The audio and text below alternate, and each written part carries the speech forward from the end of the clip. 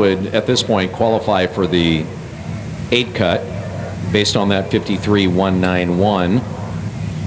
Essentially the second fastest boat on the course in the 400.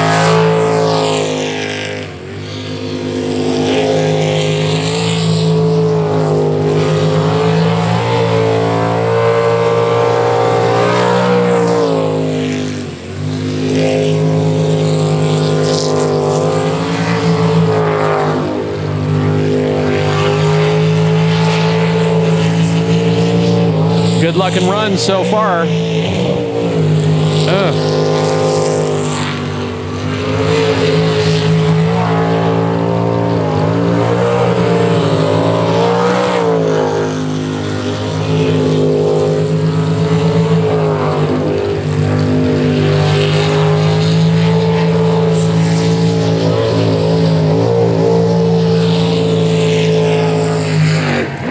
And it's good.